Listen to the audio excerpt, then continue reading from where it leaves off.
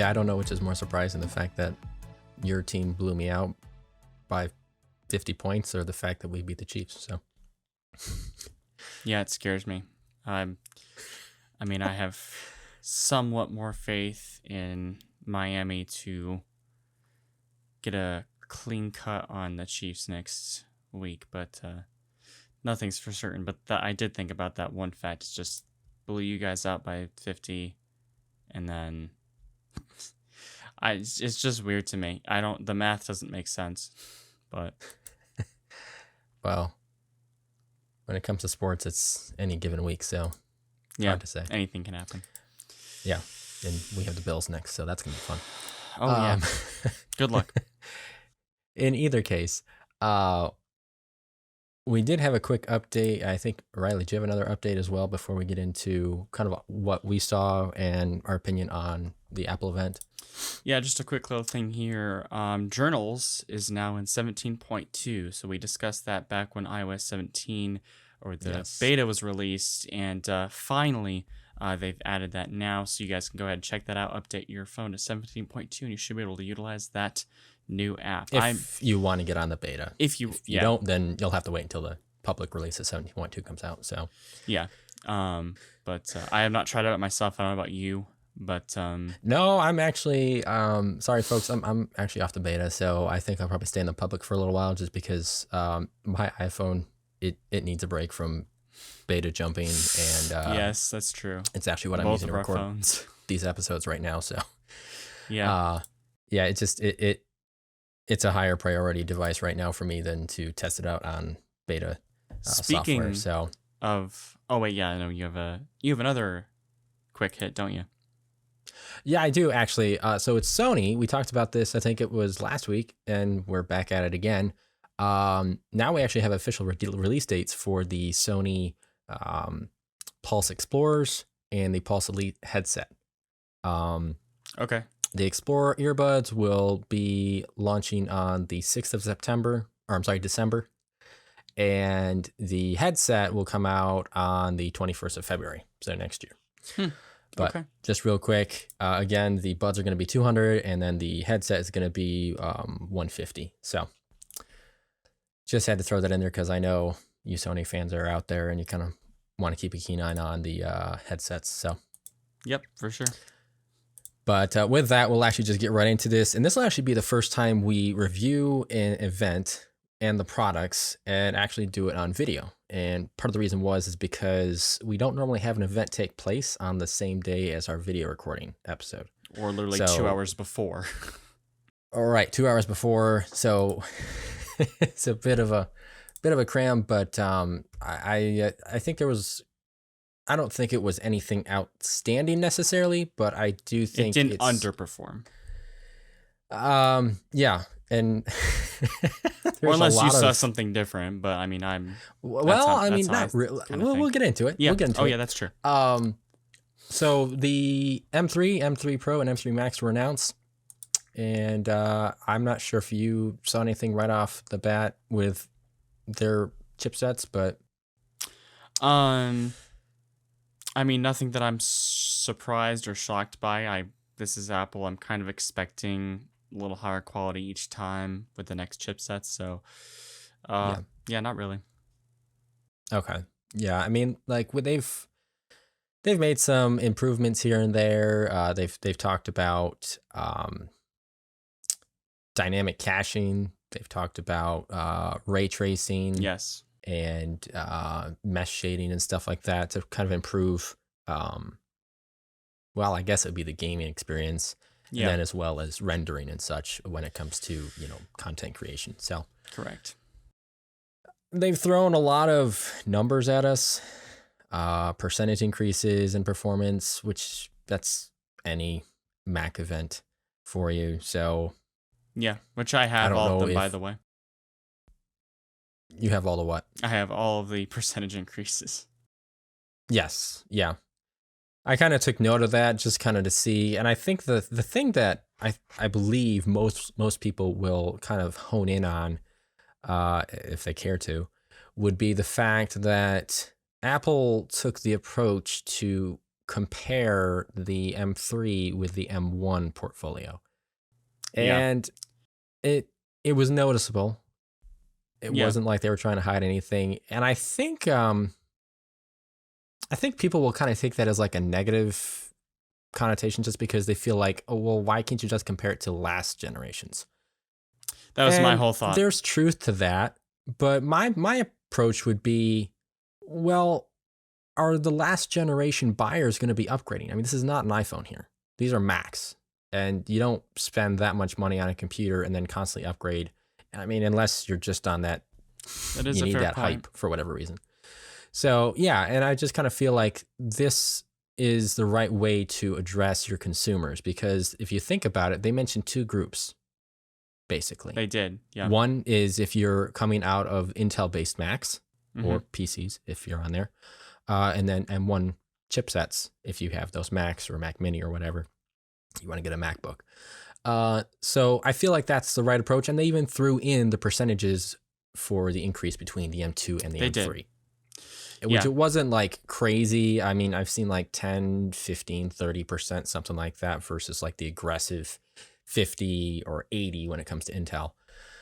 So it's just, that's kind of the biggest thing that I noticed when it came to the comparisons. And I can't really be, I don't know, upset about it. Put off by that. Yeah. Well, so I kind of viewed this as well because I kind of understand what you're saying. I kind of have two arguments on both sides. One is there wasn't, it showed more of like we did not upgrade this as much as we did last time for the previous families from 1 to 2.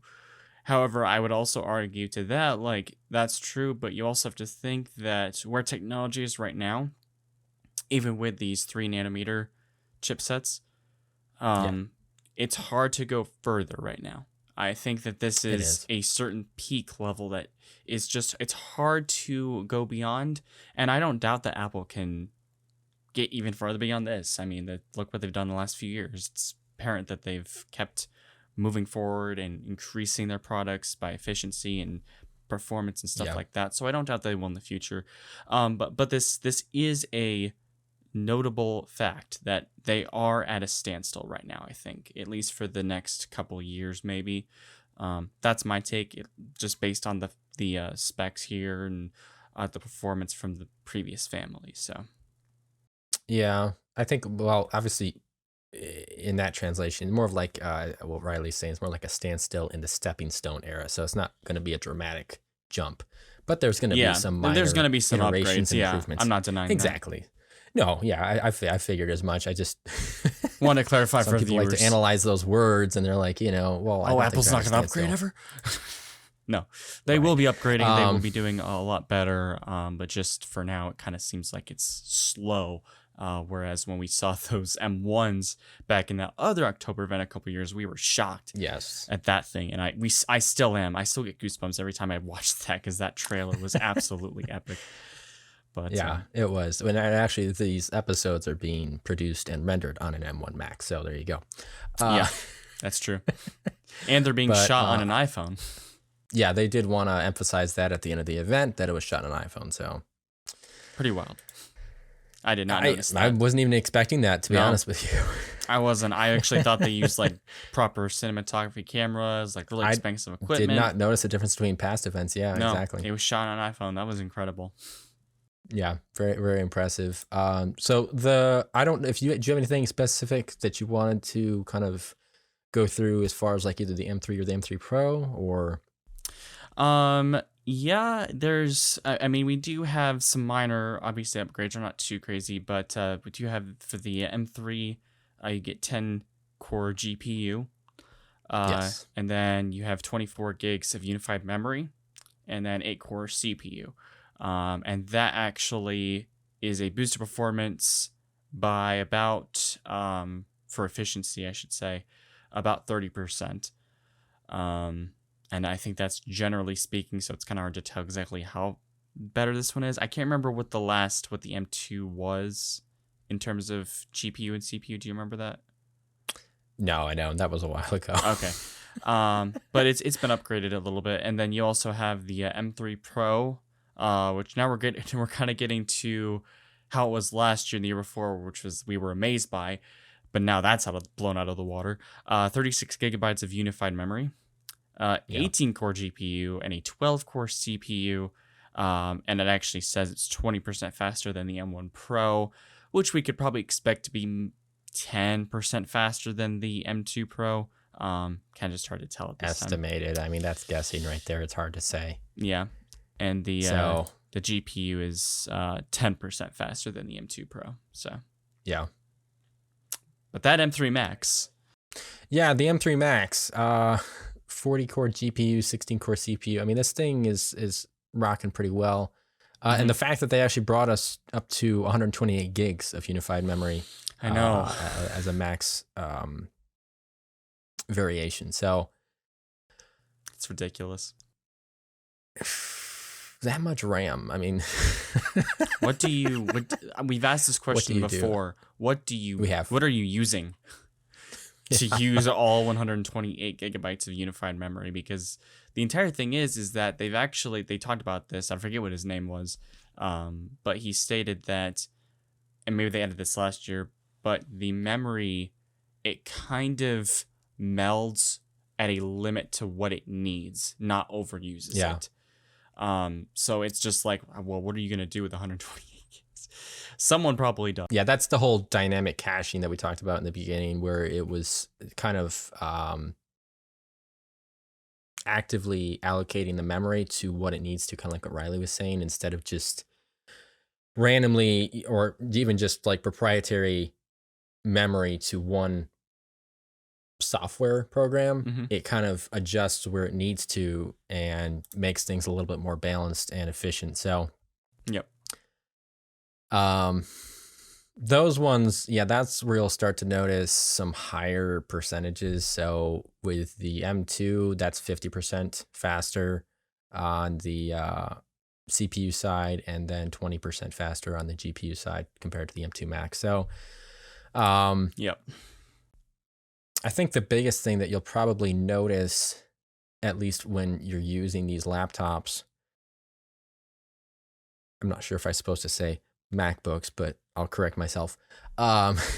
Is that it seemed like the battery power is improved. And I think part of that obviously is because it's 3 nanometers, but I believe it went up from, correct me if I'm wrong, Riley, I think it's 18 hours. Now it's 22. Yes, I believe that's correct. Yep. So it seems like a nice jump there. I mean, it's 4 hours, but at the same time, 4 hours can be quite a difference between, I have to grab my charger. And I think they were already, class leading when it came to that with the previous M series, but now they're climbing even more. So this is really impressive stuff here. Yeah, and I think one of the other reasons about that was that same guy mentioned that the power usage, the watt usage for these chips is like a quarter to like a half less used, which is incredible, because that means, number one, your fan's not going to be used as much. Number two, you're not going to get a whole lot of overheating issues. And number three, you're going to have battery efficiency, which is why you get those 22 hours of battery life. Really great stuff here. I mean, I think that the chips themselves are really good, but I think the other ways that they've utilized the chips and boosted the efficiency with battery and performance and all that is really good, because you can have great chipsets, but if there's no way to sort of balance that with all the other essential parts of the laptop, MacBook, it can become a real issue. So I'm glad that they actually sought this out and really dealt with it carefully, because it could go south pretty bad. Yeah, it could. And they kept that as a good priority to, give people the battery that they need. And because, I mean, these are, sure, average people will probably buy a MacBook Pro, but this is for pro content creation here. You kind of have to keep that in mind. Yes. Yeah. And I think the nice thing that they threw in there was the fact that they dropped the base 14-inch MacBook Pro by, I believe it was $400. So yes, I wasn't shocked. Expecting that one. I was definitely not. I mean, I was expecting the chips of themselves, but I definitely was not thinking that was going to happen. And even just keeping the price on that the Pro model The that one. 16-inch, The yeah. 16-inch. That was not as impressive, but still pretty cool that they did that too. Yeah, because I mean, in the era where it seems like everything is going up in prices, you know, they're trying to make ways to keep these uh financially efficient, if that makes sense. Yes, for Um, sure. so that was another impressive note, just because, you know, they dropped it from 2,000 down to 1,600. So, and I know that's a lot of money, and again, we're talking about, you know, pro models here, but Mm-hmm. yeah, there wasn't really a whole lot to complain about that I noticed. I was not expecting any major redesign. I mean, obviously they just came out with this notch thing, and we've talked about the whole entire, is the dynamic island ever going to come to a Mac if it gets a touch screen and stuff like that. But that's still, you know, 2, 3, 4 years off. We're not really sure as far as what the rumors indicate. So that's something that's off in the distance. We won't even, you know, delve into, at least right now. Yeah. What did And then Oh, go go ahead. ahead. No. Sorry, I almost forgot to mention. What do you think about the Space Black? Um, You didn't like it? I don't know. Like it looks kind of cool. I mean, it's just a color, obviously, but Yeah. it'd be neat to see it in person and kind It of. would. I think that's the first time they've ever gone that dark. It's true. Yeah. Which is coincidental, just because they did it on the eve of, or Halloween Eve, or however you want to put it. That is true. I didn't think about that. That's a good point. Well, there was so much other, you know, nuances to it. So the fact that the event, you know, started off with this fog across Apple Park and Yes. everything like that, the transitions were really cool, and it did give you that type of feel. Obviously, the event was scary fast, It was also a scary and that fast lended event. itself support to the chips being faster, as well as the fact that it was only a 30-minute event. So Yeah, I was just saying this is the I mean, shortest event, I think.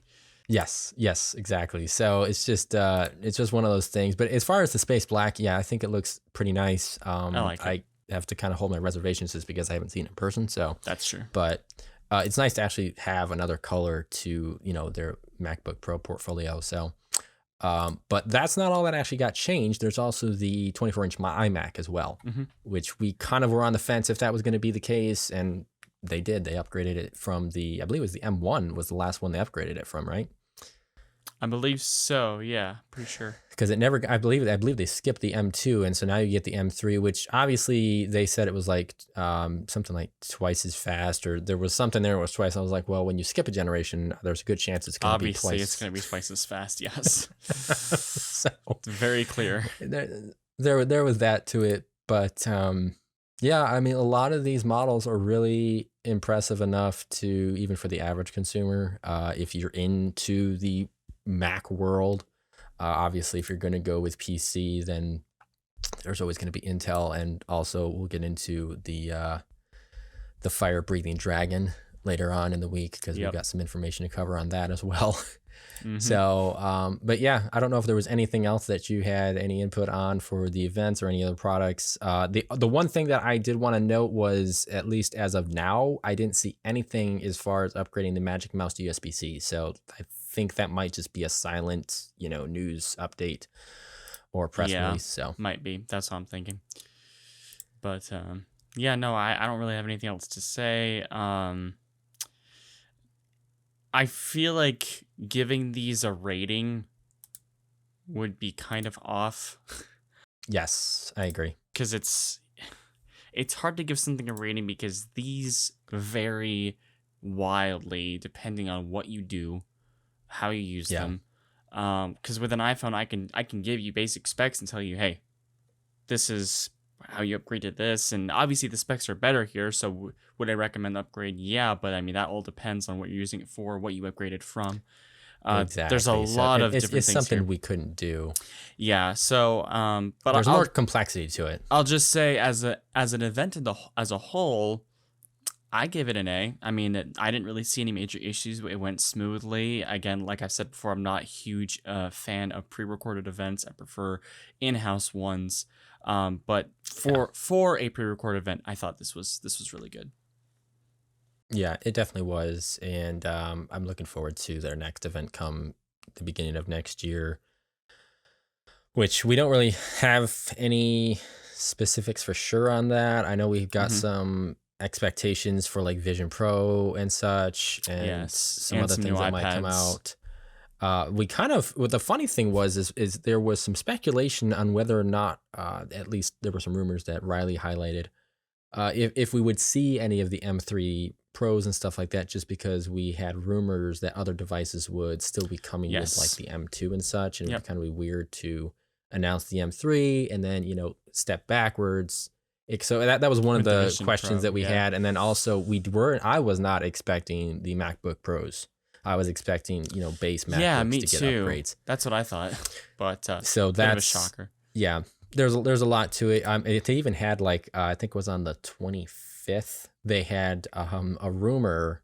I don't even think it's obviously not a rumor now because it was confirmed, but they actually had the boxing of the MacBook Pros, which matched the wallpaper that we saw in the event. So yeah, so there's that too.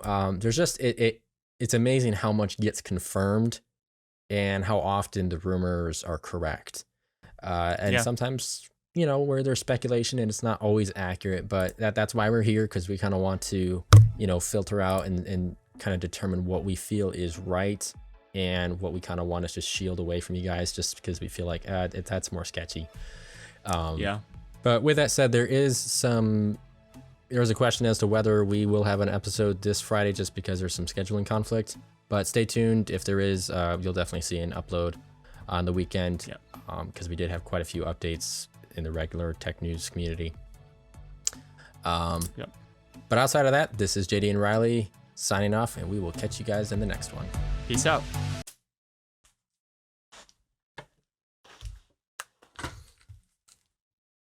Oh, come on. You know I had to wear this. It's just comes with the territory. When you pull down the Chiefs and make them look like pansies, gotta rub it in.